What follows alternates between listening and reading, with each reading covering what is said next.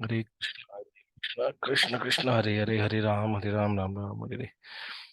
तो last time जब हम लोग मिले थे तभी दशरथ जो एंड हुआ था, दशरथ महाराज के डेथ से हुआ था, तो उनकी मृत्यु हो गई थी।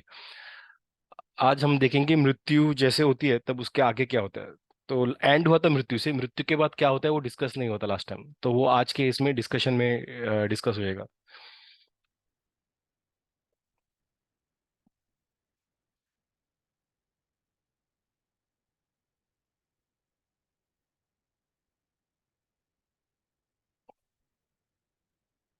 एक सेकंड।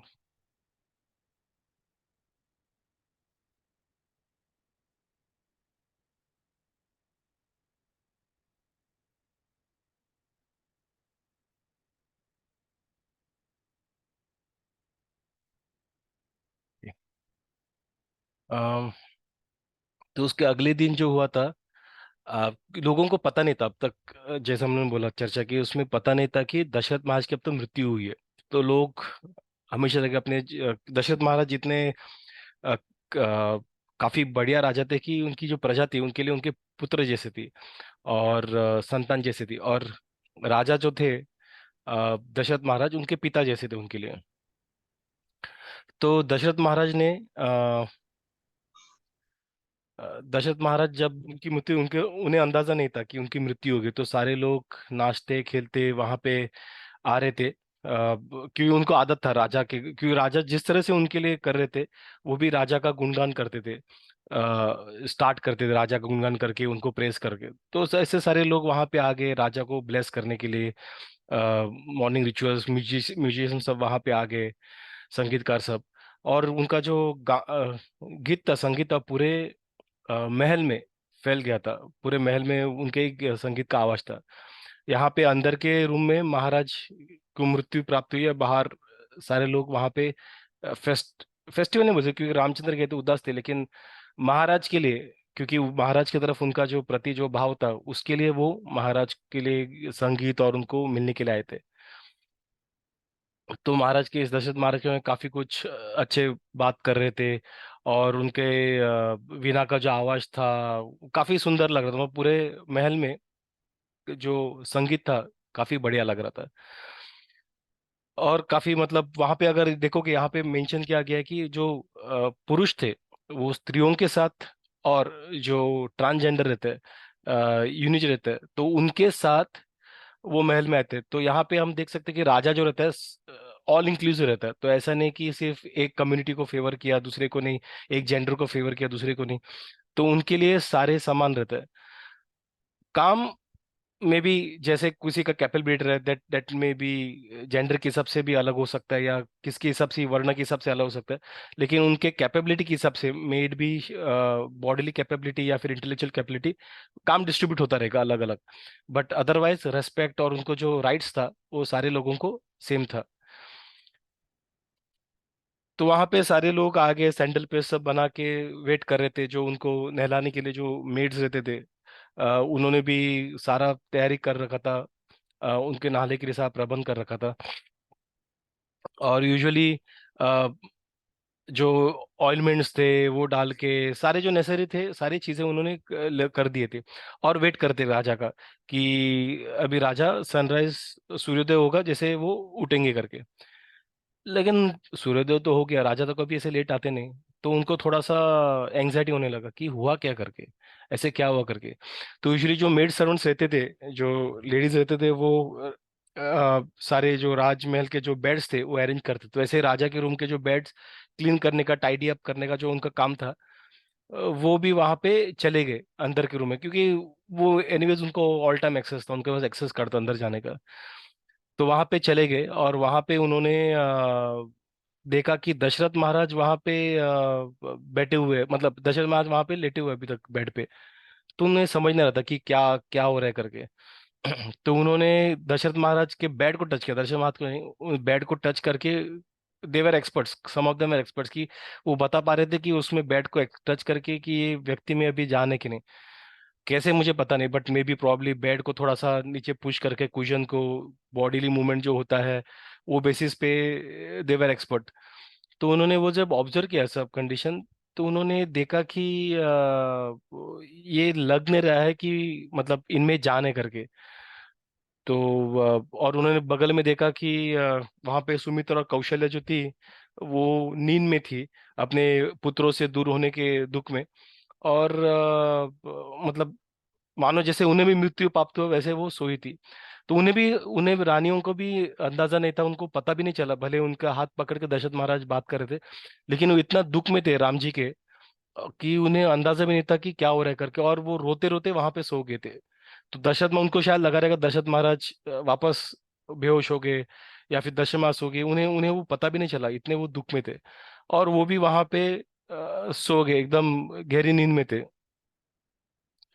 और दोनों बाजू बाजू में लेकिन उनके चेहरे पे काफी डलनेस था। वो मेड सर्वेंट्स वो फिगर आउट कर पा रहे थे, वो देख पा रहे थे कि काफी डल, क्योंकि अगर हम लोग 5 दिन 7 दिन कंटिन्यू से रो रहे हैं तो हमारा चेहरा कैसा सिकुड़ जाता है। तो उनके चेहरे पे भी वैसे भाव था। और कौशल्या तो वैसे ही थी, ये कर कौशल्या और सुमित्रा दोनों दोनों की जो परिस्थिति थी काफी बुरी थी। और इन दोनों को ऐसे हालत में देख के उन मेड सर्वेंट्स को अंदाजा लगा कि शायद राजा जो है वो नींद में शायद सो गए, मृत्यु को प्राप्त किए रहेंगे। तो वो जब उनको ख्याल आया तो वो जोर जोर से रोने लगी। और जब जोर जोर से रोने लगे तो वो रोने का आवाज सुन के कौशल्य और सुमित्रा जग गए कि अरे क्या हुआ क्या करके। और उन्होंने कि हमारे राजा चले गए, तो जिस तरह से इस तरह से रोने लगे तो उन्होंने राजा की तरफ देखा, और राजा तो नींद में थे, तो उन्होंने राजा को टच किया। और तब उन्हें पता चला कि वो मृत्यु को प्राप्त हो गए जब उन्होंने राजा को हिलाया। और जोर जोर से चिल्लाने लगे, हे हे परमेश्वर, ऐसा करके सब चिल्लाने लगे। और रोते रोते वो वापस जमीन पे गिर गए। और कौशल्या सुमित्रा सारे नीचे गिरे हुए हैं। राजा शरीर हिल नहीं रहा है। तो सारे जो पत्नियां थी, कैके भी वहां पे आई थी, सारी पत्नियां जो थी कैके के साथ आई थी, वो भी जोर जोर से रोने लगी। वो भी उनमें से कुछ लोग बेहोश होके गिर गए, कुछ रोते रोते ऐसे ही गिर गए। तो वो जैसे न्यूज आगे फैलता गया, सारी रानी आते गए, तो और जोर जोर से रोना धोना हो गया। 300 रानियां, 353 रानियां थे, तो हम समझ सकते कितना जोर से रोना होगा। तो उसके वजह से पूरे पूरे जो पैलेस में रोने का आवाज जो था फैल गया, और जोर जोर से लोग रो रहे थे। और जो संगीत बज रहा था, लोग खुश थे, राजा का प्रशंसा करने आए थे, वो मानो जैसे अचानक बंद हो गया और सिर्फ रोने का माहौल बन गया था पूरे महल में। तो काफी एकदम डिवास्टिंग सिचुएशन था, काफी मिजरेबल। जैसे हम लोग कभी, अगर हम लोग कभी किसी के घर में जहाँ पे मृत्यु हुई है, अगर उसके घर पे जाते हैं, एक अलग वाइब्स आता है उनके घर पे, पूरा नेगेटिव वाइब्स आता है। कभी कभार ऐसा लगता है अगर कि हम जल्दी से ये माहौल के बाहर निकल जाए करके, एक परिस्थिति से बाहर निकल जाए, कि इतना नेगेटिव वाइब्स रहता है कि ऑटोमेटिकली लोग कभी कभार रोना स्टार्ट कर देते हैं। तो आंख भर आते हैं। तो भले हम हमारे उस व्यक्ति से इतना कनेक्शन नहीं रहेगा, जान पहचान रहेगा, लेकिन जब हम जाते हो माहौल की वजह से ऑटोमेटिक हमारे आंखों में आंसू जाता है, या फिर हमारे हृदय में थोड़ा सा पेन हो जाता है। वो वैसा एटमोसफेयर बन जाता है वहां पे। तो यहाँ पे भी वैसे एटमॉस्फेयर बन चुका था, काफी काफी दुर्दशा हो गई थी। तो एक जब जैसे पता चला उनको कि दशरथ महाराज नहीं है, तो एक दूसरे का हाथ पकड़ के वो जोर जोर से सारी रानियां रोने लगे।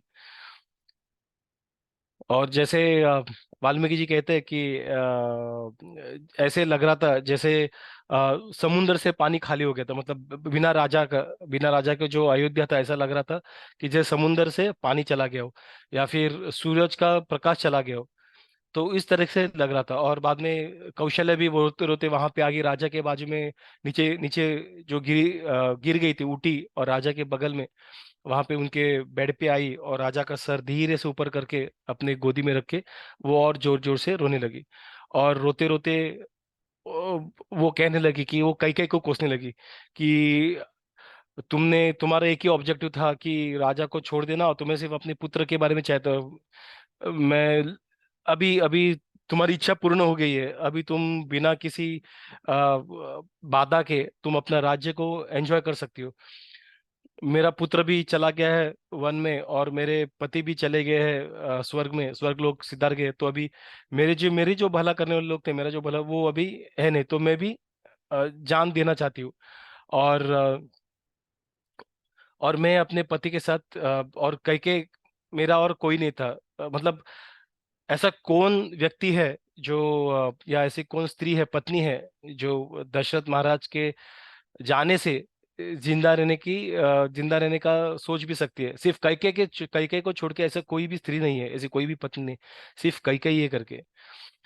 तो जैसे एक कोई ग्रीडी व्यक्ति हो, जो जैसा ग्रीडी व्यक्ति हो, उसको और कुछ टेस्टी फूड खाना है, तो उसमें किम्पक अगर फ्रूट है जो पॉइजनस है कहा जाता है, तो वो फ्रूट को टेस्ट करने के लिए ऐसे बेरीज भी रहते हैं जो काफी स्वीट रहते हैं लेकिन टेस्टी पॉइजन रहते हैं। तो ऐसे टेस्ट के ग्रिड में जो पॉइजन को भी खाते हैं और खुद का नुकसान करते हैं, वैसे कैके ने अपने खुद के एंजॉयमेंट के लिए ये मंत्रा का सुन के उसने पूरा रघु डायनेस्टी का उसने सत्यानाश कर दिया करके। तो ये सारे ये सारे जो घटनाएं घटी है, राम चले गए, सीता चले गए, ये सुन के जो जनक महाराज है, उनको भी कितनी पीड़ा होती रहेगी मेरे जैसे। अभी राम तो चले गए, लेकिन उसे थोड़ा भी अंदाजा नहीं कि मेरे साथ जो, मतलब मेरी जो हालत है, वो अभी मेरे मुझे कोई प्रोटेक्टर नहीं है। मैं एक विधवा हो गई हूँ, ऐसा करके वो जोर जोर से रोने लगी। और जैसे सीता जो है मतलब मेरे जैसे सीता भी जो है वो ऐसे जो कठिनाई है वो डिजर्व नहीं करती, लेकिन कई के तुम्हारे वजह से उसे वो कठिनाई झेलना पड़ रहा है करके। और वो काफी डर में रहेगी, वहां पे डरती रहेगी जंगल में जानवरों की आवाज सुन के। और राम राम के शरण में रहती रहेगी, लेकिन अभी मैं किसके शरण में जाऊं, तो ऐसे कर रोने लगी। और जो जनक है, जनक महाराज, उनके कोई पुत्र नहीं थे, सिर्फ सीता देवी थी। और सीता देवी और एक पुत्री थी। तो उनके उनका कैसा भला होगा, उन वो कैसे उनके कैसी स्थिति होगी। तो अ, ये सारे सिचुएशन को सोच के मेरी हालत और भी बदतर है, इसलिए मैं जो दशरथ महाराज की जो चिता रहेगी जलेगी, उसमें मैं अपनी जान दे दूंगी, मतलब सोच सती सती जाएगी। तो यहाँ पे हम लोग देख सकते हैं कि जो सती थी, पहले की जो प्रथा थी, वो स्व इच्छा से थी, कोई किसी ने उनको फोर्स नहीं किया। और ना ही वो मैंडेटरी था, वो भी हमें ना ही वो मैंडेटरी था कि आपको सती चढ़ना ही है। ना ही कोई फोर्स करा था, स्व इच्छा थी। अगर किसी पत्नी को अपने पति से काफी लगाव था, तो वो अपने पति के गम में, वैसे भी वो कहते हैं ना, जैसे हम लोग मूवीज में भी देखते हैं कि काफी सारे जब हीरो हीरोइन रहते हैं, तो हीरो अगर मर जाता है तो हीरोइन क्या करते हैं, वो भी सुसाइड कर लेते हैं।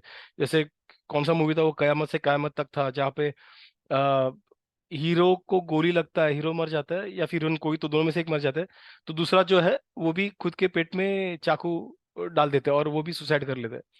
तो सती वो टाइप का था, लेकिन वो थोड़ा सा और बेटर था। मतलब यहाँ पे सुसाइड करके वो भूत बन जाएंगे। सती में ऐसा होता था कि वो प्रॉपर रिचुअल में वहाँ पे कुछ साधु रहते, ऋषि, मंत्रों का उच्चार होता था। और बाद में जो पत्नी जो थी, वो अगर चिता में कूद जाती थी, तो उसकी आत्मा को, जहाँ पे उनके पति की आत्मा गई है, उसी जगह पे उनको स्थान मिल जाता। तो 7 जन्म का जो फंडा था, इस तरीके से गारंटेड था कि वो जहाँ पे उनके पति थे वहां पे हो जाएंगे। तो अगर उनके पति जैसे दशरथ महाराज के हो, या और कोई राइटियस पर्सन हो, धार्मिक, तो अगर उनके पति का अगर जान चला जाता है, तो गारंटी था कि उनको स्वर्ग में जगह मिल जाएगा, या फिर कोई बेटर जगह मिल जाएगा। तो अगर पत्नी भी ऐसे सती जाती थी स्वेच्छा से, तो उन्हें भी वो स्वर्ग में जगह मिल जाता था। तो इस तरीके से होता था। और अगर मान लो कि कोई भक्ति है, तो अगर वो जाता तो वो वैकुंठ जाता था। तो आचार्यों का क्या कहना है कि, तो अगर उनकी पत्नी भी उनके पीछे भी चली जाती है, तो उस व्यक्ति को भी वैकुंठ मिल सकता था। तो ये सती की प्रथा थी पहले। बाद में ऐसे कहा जाता है कि कुछ जगह पे, पूरे भारत में कुछ जगह पे फोर्सफुली करने लगे, सती करने लगे, तो वो थोड़ा सा बाद में बारबेक होने लगा। कुछ लोगों का, ऐसे स्टूडेंट्स का कहना है कि वो, क्योंकि मुगलों का जो अत्याचार होता था कि अगर कोई पति मर गया घर पे, तो मुगल आके उस स्त्रियों को लेके जाते थे। तो उससे बचने के लिए जो थे कुछ लोगों ने कि तेरे साथ घर के मतलब घर के जो बुजुर्ग थे वो उन्होंने बाद में फोर्सफुली उनको ये करना स्टार्ट किया, क्योंकि वो उनके आंखें के सामने उनके बहू को या फिर उनके बेटी को छीन के लेके जाना देख नहीं सकते थे। तो ये अलग अलग थियरीज है कि ऐसे क्यों थोड़ा सा बारबरिक टाइप हुआ अपने भारत में। लेकिन अ, जैसे जिस तरह से वो बताया जाता है मीडिया में उस तरह से पूरे भारत में था उसका एविडेंस नहीं है। कुछ जगहों में उसका वो दिखाई दिया था। तो एनीवेज, तो जो भी था स्व इच्छा से is okay, but when you force it तो वो that is an evil practice. तो स्व इच्छा से जो उन्होंने सती करने का निर्णय कर लिया। तो वहां पे जो उनके सेवक थे, कौशल्य के जो सेवक थे, जो दासियां थी, उन्होंने वैसे रोए थे हम लोग कैसे जो रोता है फुट फुट के उनके किसी के बॉडी के पास, तो हम कैसे उस व्यक्ति को थोड़ा दूर कर लेते हैं। तो वैसे उन्होंने दशरथ महाराज के जो दशरथ को गले लगा के रो रही थी, तो उन्हें थोड़ा सा पकड़ के उनको थोड़ा सा दूर कर लिया। तो वहां पे जो काफी सारे मंत्रियां थे, तो वशिष्ठ मुनि के साथ वहां पे आए हुए थे। तो उन्होंने देखा कि ऐसी परिस्थिति थी। उन्होंने कहा कि जब तक उनका जो कोई पुत्र आता नहीं है तब तक ये अंतिम संस्कार करना उचित नहीं है, तो उसको बॉडी को प्रिजर्व करना है। तो बॉडी को प्रिजर्व करने के लिए उन्होंने दशरथ महाराज के बॉडी को एक अलग टाइप का तेल होता है, उस तेल के टब में उनको रख दिया। अभी तो हम लोग डीप फ्रीजर वो सब टेक्नोलॉजी वो भी एक दिन में एक दिन तक रहता है। यहाँ पे हम देखेंगे कि दशरथ महाराज को वो लोग भरत महाराज को जब बुलाने का प्रयास है, तो भरत महाराज को बुलाने का टाइम और भरत महाराज को वापस आने का टाइम, भरत महाराज को पहुंचने के लिए 7 दिन हुआ। तो मान लीजिए जो मैसेंजर्स थे उनको ये 2 दिन कम हो गए, तो मतलब एटलीस्ट 10-12 दिन तो लगा ही लगा दशरथ मार्ग को पहुंचते हुए।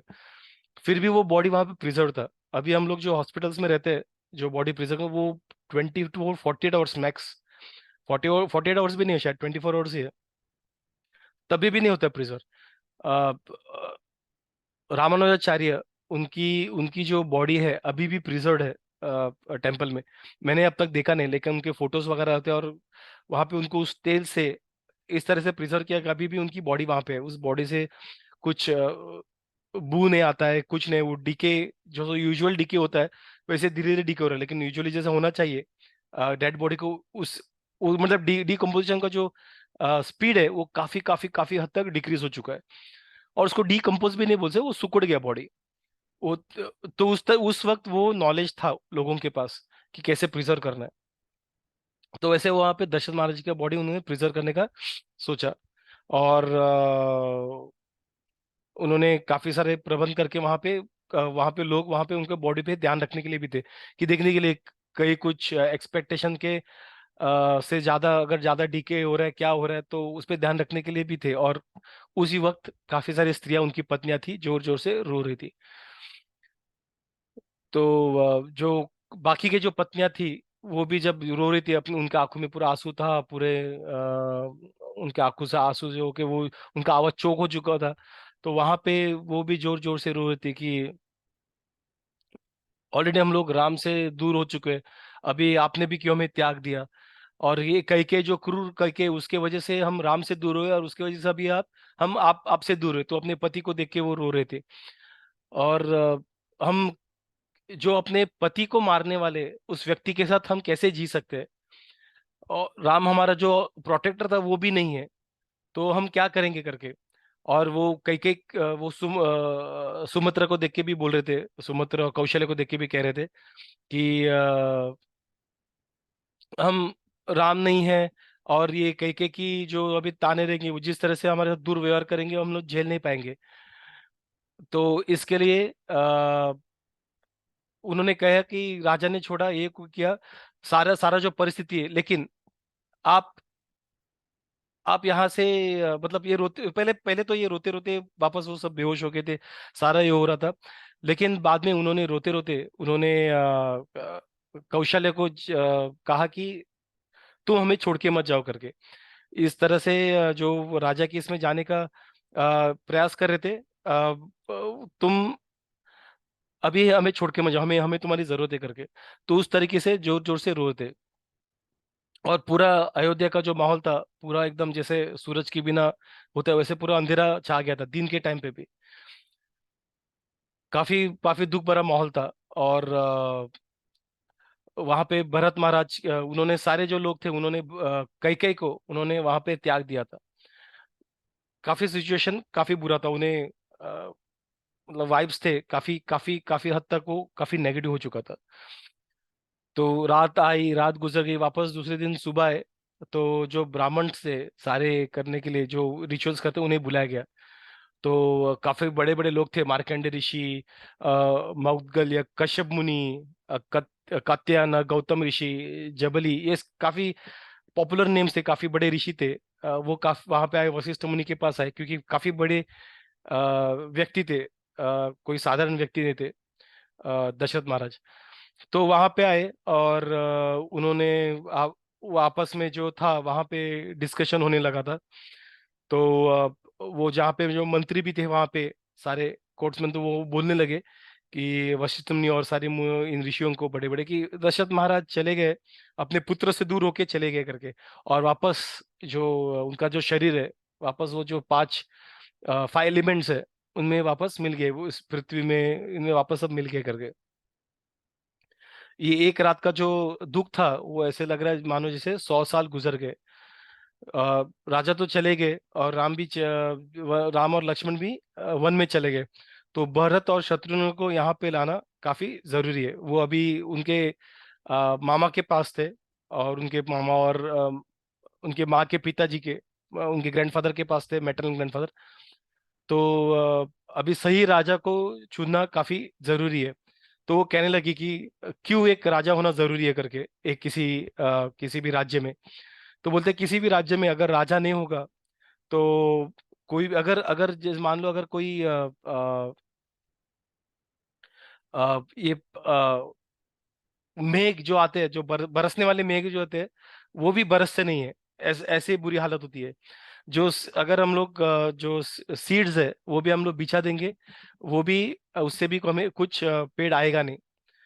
तो जो पुत्र रहता है, जो पत्नी रहती है, वो अपने जो हेड ऑफ द फैमिली है, उनका उनका उनके कोई आदर नहीं करते। ये ऐसा सब होता है जब एक लीडर ने होता है। किस तरीके से धीरे धीरे सारी चीजें, ये भगवद गीता में भी कहा गया था। जब अर्जुन फर्स्ट चैप्टर में जब बोलते हैं कि फर्स्ट और सेकंड चैप्टर के स्टार्टिंग में, कि अगर मैं सबको मार दूंगा और अगर ये लोग अगर मर जाएंगे, तो जो महल है पूरा उद्ध्वस्त हो जाएगा, कि सारे अनवांटेड प्रोजिनी हो जाएंगी। और सारी सारी चीजें महिला गलत डायरेक्शन में चली जाएंगी। तो ऐसे काफी सारी चीजें होते हैं जब लीडर या फिर वो मैनेज करने के लिए कोई होता नहीं है। जो धन भी रहेगा नहीं, और पत्नी भी रहेगी, अपने पति के साथ रहना नहीं चाहेगी। तो जो लोग हैं गार्डन में वगैरह आते हैं जो एंजॉय करने, वो एंजॉय करेंगे नहीं। जो ब्राह्मण जो है, जो सेल्फ कंट्रोल ब्राह्मण जो सेरेमनीज करते हैं, वो भी सही तरीके से जो ऑस्टेरिटीज है वो फॉलो नहीं करेंगे। जो जो ब्राह्मण, उनका जो पैसा रहता है वो भी दान दे देते हैं, वो भी दान देंगे नहीं। दान मतलब वो लोग ऐसे दान देते हैं, उनको दान मिलता है, लेकिन जब उनके साथ जो सपोर्ट करने वाले जो प्रिस्ट रहते हैं उनको वो उनके तरफ से खुश होकर दान देते हैं। तो वो दान नहीं देंगे वो लोग, कि वो सब ग्रीडी बन जाएंगे, अपने पास ही धन रखेंगे। अ, और जो फेस्टिवल रहता है, जो सोशल गैदरिंग रहता है, वो भी होगा नहीं। और इसके जो एक्टर्स रहते हैं और जो डांसर्स रहते हैं, वो भी, उनका भी प्रॉस्पेरिटी होगा नहीं। उस वक्त एक्टर और डांसर जो है, मतलब वो शूद्र कैटेगरी थे। शूद्र मतलब basically labourers, it is not कि वो गिरे हुए लोग हैं। लेकिन इंटेलेक्चुअली उनका जो ये था, ब्राह्मण के इंटेलेक्चुअली ज्यादा थे उनके, इसलिए ज्यादा उनको मान मिलता था, उनको रेस्पेक्ट मिलता था उसकी वजह से, क्योंकि उनके उस इंटेलिजेंस की वजह से सारे सारे राज्य में एक मोरल वैल्यूज बने रहते थे, इसलिए उनको ज्यादा रेस्पेक्ट, पहले मोरल वैल्यूज को रेस्पेक्ट मिलता था, पैसों का नहीं। तो जिनके मोरल वैल्यूज ज्यादा है और जो मोरल वैल्यूज को मेंटेन करते हैं, ऐसे लोगों को रेस्पेक्ट दिया जाता था। अभी की सोसाइटी में क्या है, जिनके पास ज्यादा वैल्यूज है, इसलिए वो उस टाइम में जो एक्टर्स थे वो शूद्र थे, और वो मोरल वैल्यूज मेंटेन करने का काम नहीं था, लेकिन उनको जो वैश्य और जो राजा थे उनको, और उनको एंटरटेन करने का उनका काम था। और उस तरह से वो काम करते थे। लेकिन अभी के इसमें उनको लोग फॉलो नहीं करते, फॉलो किसको करते थे, ब्राह्मण को, क्षत्रियों को फॉलो हुआ करता था। लेकिन अभी के इसमें वैसे होता नहीं है, क्योंकि वैसे क्षत्रिय भी नहीं, वैसे ब्राह्मण भी नहीं है। और शूद्रों को, मतलब जो एक्टर्स थे उनको अभी ज्यादा फॉलो किया जाता है। तो अगर एक्टर भले कोई ड्रग केस में अटका रहेगा, या फिर कोई टेररिज्म में अटका रहेगा, या फिर कोई किसी ने गाड़ी गाड़ी के नीचे किसी को कुचल दिया रहेगा। लेकिन अगर ये लोग जेल से बाहर आ जाते हैं तो लोग क्या करते हैं, फटाके बजाते हैं और नाचते हैं, ड्रम बजाते हैं, भले इस इंसान ने किसी मासूम लोगों को जान दिया रहे। तो इस तरीके से अभी के लोग हैं वो अपने मंद बुद्धि की वजह से वो इन लोगों को फॉलो करते हैं ब्लाइंडली। और फॉलो करने की वजह से वो क्या हो रहा है, पूरा जो मोरल वैल्यूज है, वो मोरल वैल्यूज पूरे कुचल गए। और मूवीज है, जो ये एक्टर जिसमें काम करते हैं मूवीज है, वो मोरल वैल्यूज डिक्टेट करते हैं। इसलिए जो वहां पे जो मूवीज में यूजुअली हीरो हीरोइन का जो लस्टी बिहेवियर रहता है, जो कभी कभार लोगों को मारना, जब हीरो रहता है लोगों को मारते हैं, उनको कैसे पोर्ट्रे किया जाता है, एकदम हीरोइज्म में लोगों को मारना, भले वो बुरा हो, उनको मारना ओके है। तो वो जब मेंटेलिटी जब आता है, वो लोगों में सिंक हो जाता है, वो उनको एब्जॉर्ब कर देते हैं। और उसके वजह से काफी जो सोसाइटी में है उसका पूरा बुरा प्रभाव हो जाता है। तो तो उस टाइम पे जो थे वो सिर्फ एंटरटेनमेंट तक ही लिमिट था, लेकिन अभी जो है दे हैव बिकम इन्फ्लुएंसर्स, अभी उनको इन्फ्लुएंसर भी कहा जाता है, दे हैव बिकम इन्फ्लुएंसर्स। तो अभी वैसे वो परिस्थिति हो चुकी है।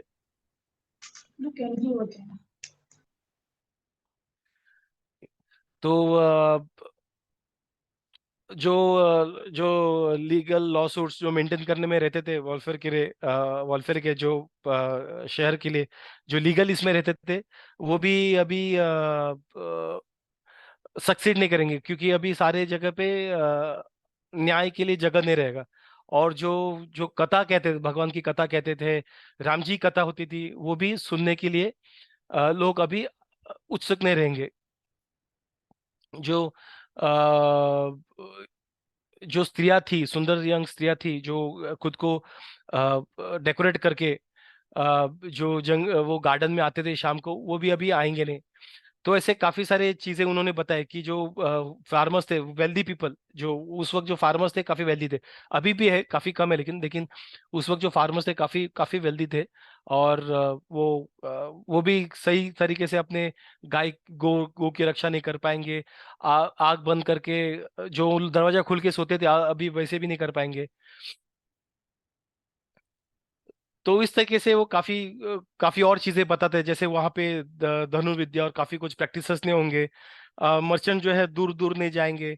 जो योगी है, जो सेल्फ कंट्रोल योगी है, वो भी अभी जो सब जगह पे प्रीचिंग के लिए जाता था, वो भी अभी प्रीचिंग के लिए जाएगा नहीं। अ, जो आर्मी है, एक लीडरशिप की बिना आर्मी अपने शत्रुओं को भी वो प्रोटेक्ट नहीं कर पाएंगे, खुद अपने इसको राज्य को, वो भी मर जाएंगे।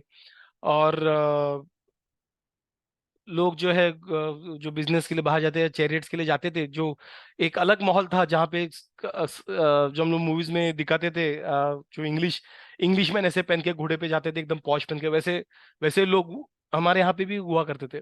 तो वो वैसे घूमेंगे नहीं। स्क्रिप्चर्स जो पढ़े, शास्त्रों को पढ़ने वाले लोग भी जंगल में आके शास्त्रों पढ़ने, वो भी अभी नहीं करेंगे। जो डिसिप्लिन है शास्त्रों में, प्रैक्टिस में डिसिप्लिन है, वो भी अभी प्रैक्टिस नहीं करेंगे।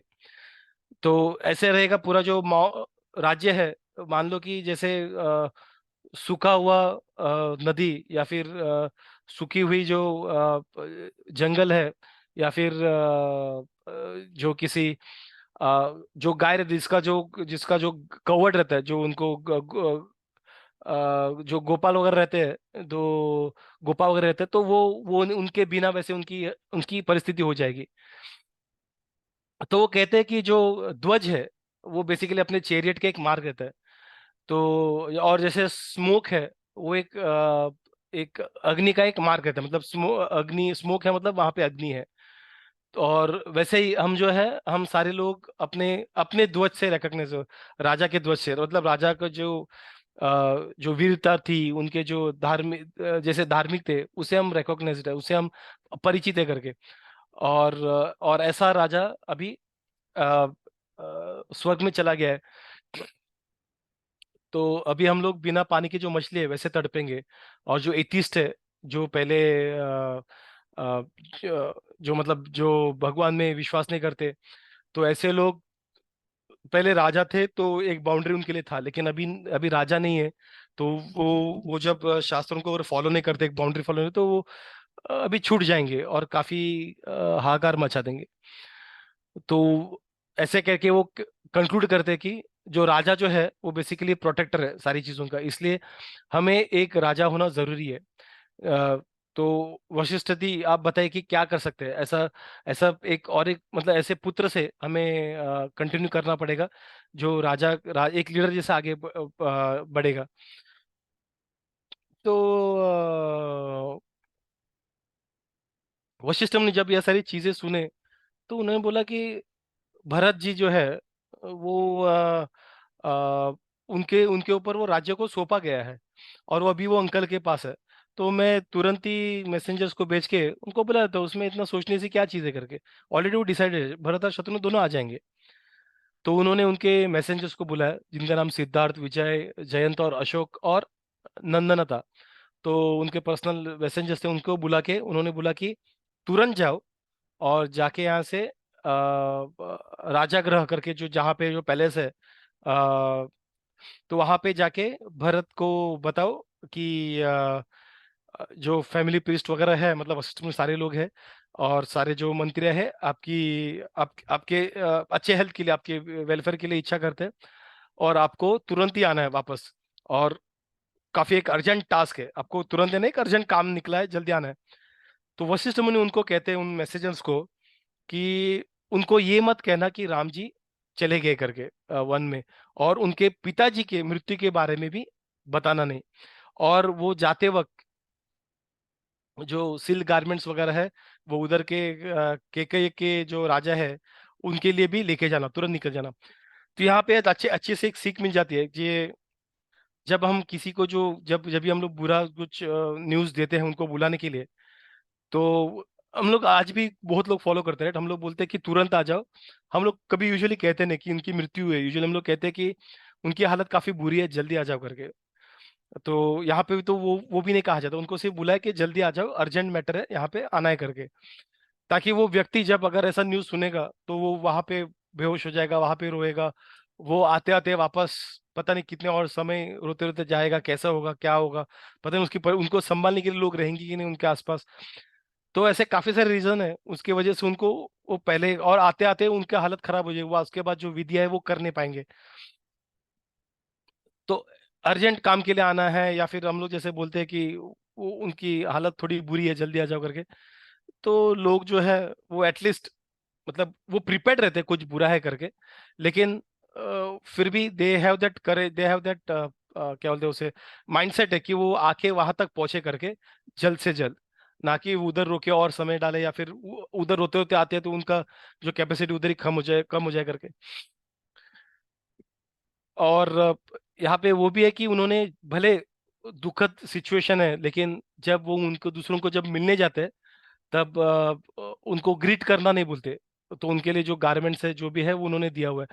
यूजुअली हम लोग बोलते हैं कि हम दूसरों को ग्रीट करने जाते हैं कुछ मैसेज देने के लिए, तब रोते रोते आते हैं, रोते रोते आते हैं, सब रोते रोते होते हैं वहां पे। लेकिन उन्होंने बोला कि कुछ भी ऐसे चेहरे पे ऐसे भी कुछ लगना नहीं चाहिए कि कुछ बुरा हुआ है करके।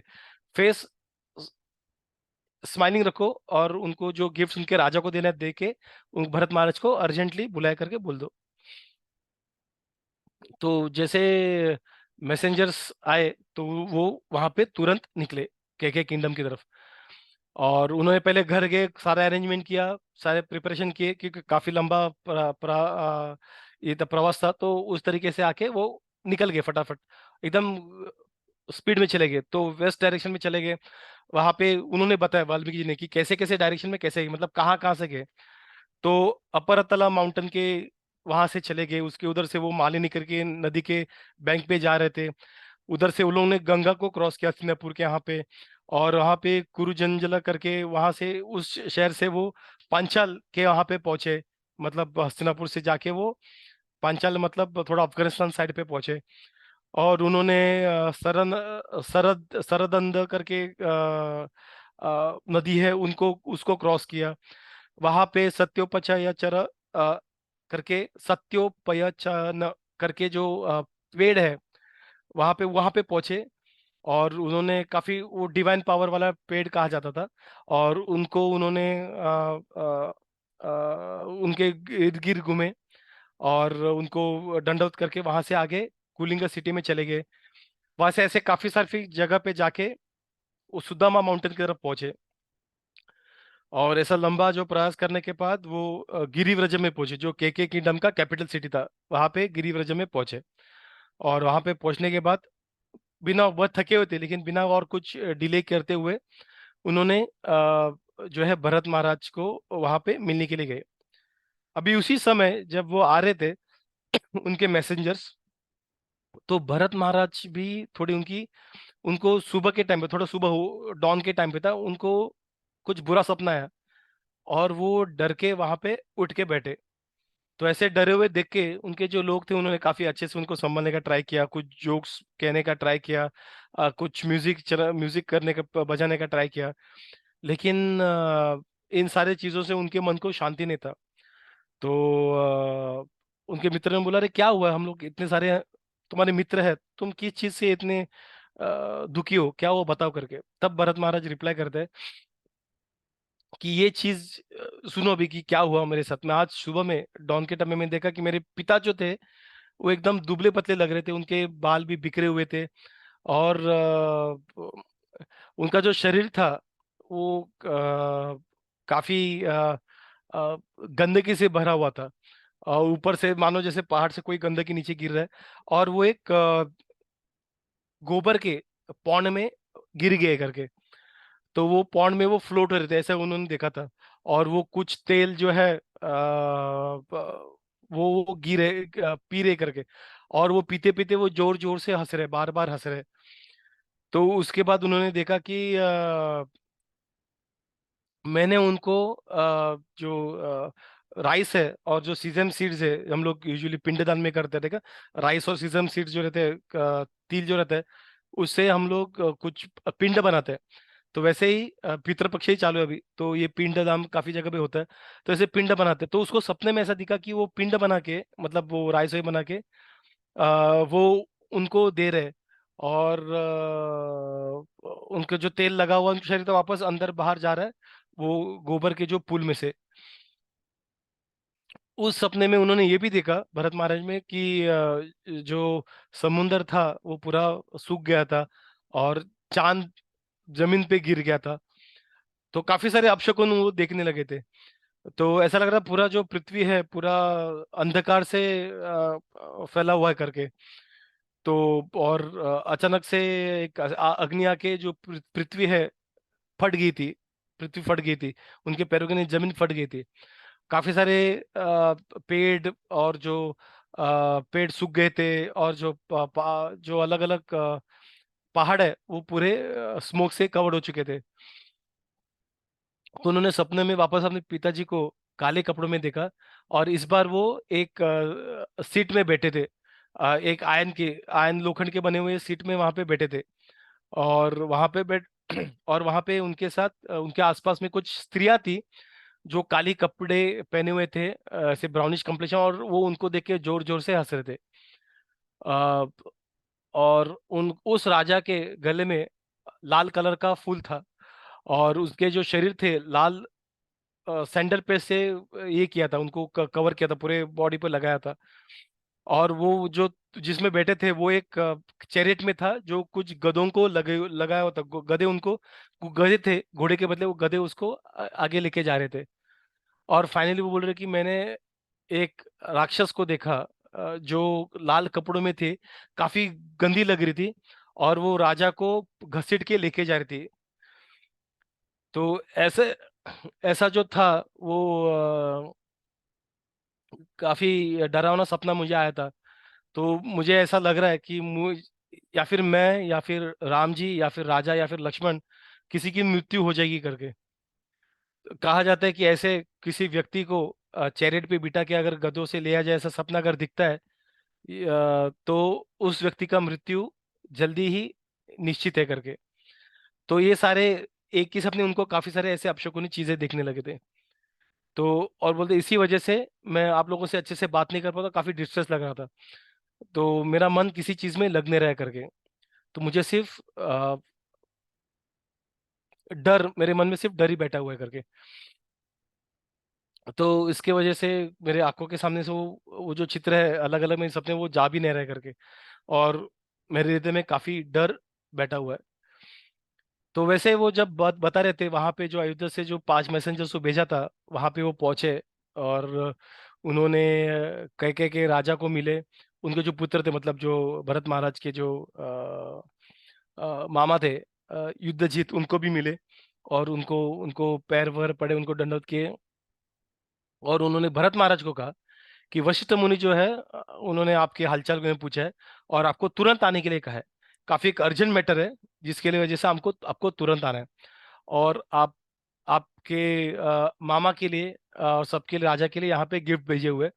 तो ये 20 करोड़ के आसपास जो गिफ्ट है वो आपके राजा के लिए। तो हम लोग ना नंबर्स किसी ने इन्वेंट किया, ये ऑलरेडी अपने पास ऑलरेडी नंबर्स थे, किसी ने बाद में इन्वेंट नहीं किए, नंबर्स ऑलरेडी है। न्यूमेरिकल नंबर्स 1 2 3 4, लोगों को लगता है कि ब्रिटिशर्स ने लाए और जीरो नंबर सिर्फ आर्यभट्ट ने दिया। सारे नंबर्स हमारे पास थे, क्रोर्स तक थे, क्रोर्स के आगे भी थे। तो 20 करोड़ का जो है वो राजा के लिए है, और बाकी का 10 करोड़ का गिफ्ट है वो आपके अंकल के लिए, ऐसे करके उन्होंने बताया। तो भरत महाराज ने गिफ्ट्स एक्सेप्ट किए, और वो आगे जाके उनको राजा को जिनको था वो आगे फॉरवर्ड किया। और उन्होंने मैसेंजर को पूछा कि मैं होप कर रहा हूँ कि आशा कर रहा हूँ कि भरत महाराज, लक्ष्मण, सॉरी दशरथ महाराज, लक्ष्मण, राम सारे अच्छे हैं, कौशल्या भी अच्छी है, सुमित्रा भी अच्छी है, कैकेयी भी अच्छी है। तो इन सारे लोगों के बारे में उन्होंने पूछा। तो उन मैसेंजर ने उनके कुछ बोला, उन्होंने बोला कि सारे लोग ठीक है, जिनके बारे में आप पूछ रहे हैं सारे लोग ठीक है, और आप जल्दी से आ जाइए करके, आपका चैरियट जो है वो रेडी किया है करके हम लोगों ने। तो ये सुने के बाद भरत महाराज ने कहा कि मैं एक बार राजा का परमिशन लेता हूँ।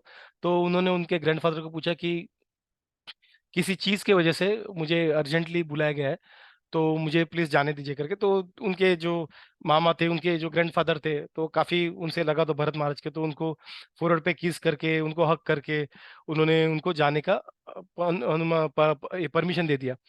और उनको उनके साथ काफी गिफ्ट दिए, जो वापस जा रहे हैं उनको उनके लिए भी गिफ्ट दिए, मतलब अयोध्या के महाराज के लिए, राम लक्ष्मण के लिए भी, सारे लोगों के लिए गिफ्ट दिए।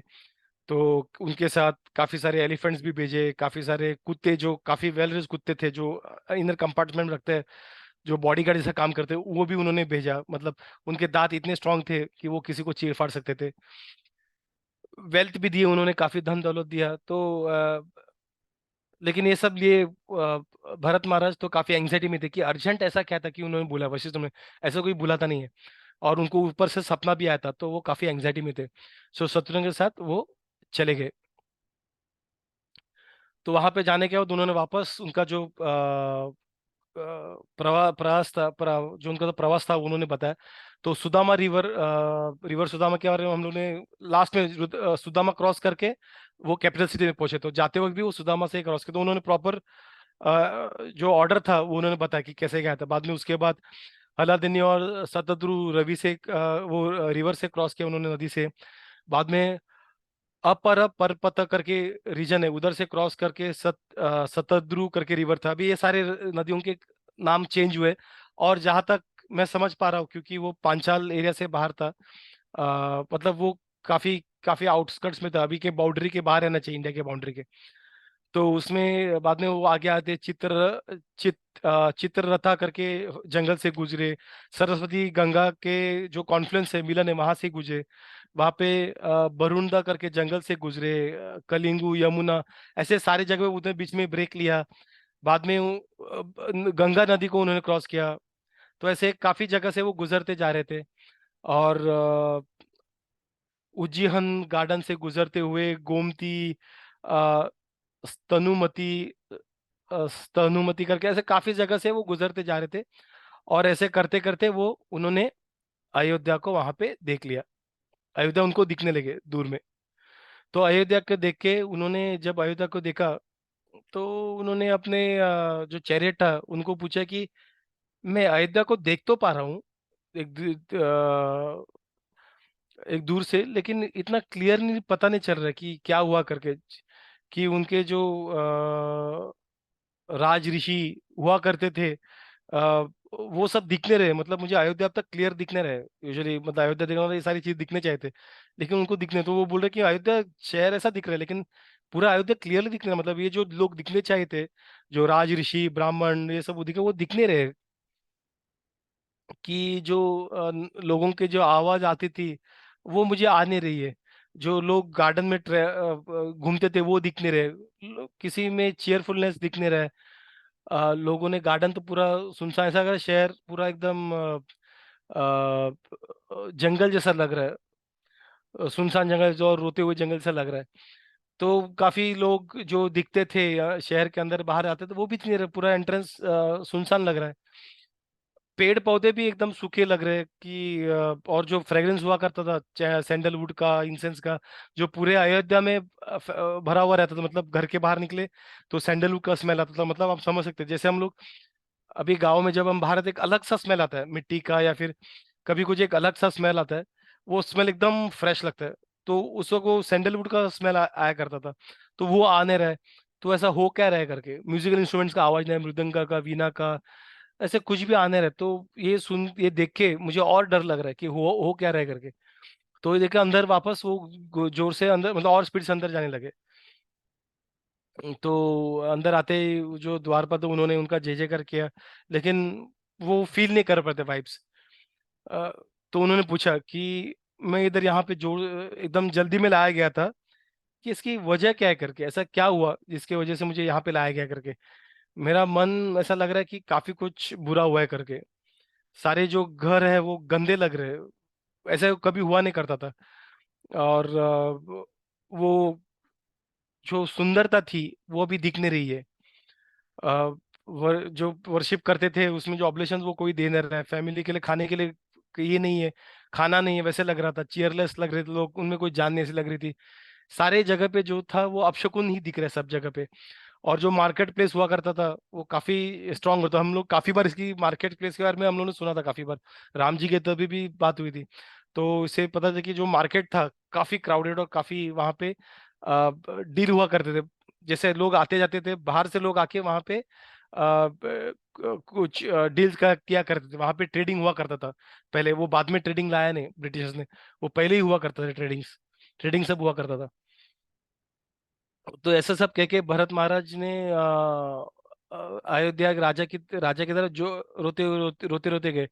और वहां पे उन्होंने मतलब उनके उनके चेहरे पे उनके दिमाग में वो चल रहा था कि ऐसा क्या अयोध्या की ऐसी हालत क्या हुई है, ऐसा क्या हुआ जिसके वजह से तुरंत मुझे बुलाना पड़ा। ऊपर से मुझे वो सपना आया था जहाँ पे सारे अपशकुन चीजें दिख रहे थे। तो ऐसे उनके जब ऐसा होता है हमारे साथ भी, तो हमारा एंग्जाइटी लेवल जो रहता है बहुत ही और बढ़ जाता है। तब ऐसा लगता है कि यार पता तो क्या हुआ करके, एटलीस्ट हमें अच्छा तो लगेगा, लेकिन हमें पता नहीं। और ये जब चीज़ होती है एंग्जाइटी, जैसे हम किसी हमारे फैमिली मेम्बर से दूर रहते हैं और फैमिली मेम्बर के साथ कुछ बुरा होता है, तो हमें पता नहीं, अपडेट्स मिलते नहीं, तो हमारी जो एंग्जाइटी और भी बढ़ जाती है एज कम्पेयर टू हम एक्चुअली वहां पे अगर रहते, एटलीस्ट अपडेट तो मिलता था। तो हमें पता नहीं क्या हो रहा है, तो हमारी एंग्जाइटी और बढ़ जाती है। तो ऐसे भरत महाराज की जो स्थिति थी और भी बदतर हो चुकी थी। और ऐसे डरे हुए मन में वो अंदर महल के अंदर उन्हें एंट्री किया था। तो आगे बाद में कैसे क्या होता है वो हम अगले वाले क्लास में डिस्कस करेंगे। ठीक है। तो इसके साथ हम लोग आज का डिस्कशन क्लोज करेंगे। किसी को कुछ क्वेश्चंस या फिर कुछ ऐड करना है before I end the recording? I take it as no. Hare Krishna Krishna Krishna Hare Hare, Hare Ram Ram Ram Hare Hare. Srila Prabhupada की जय।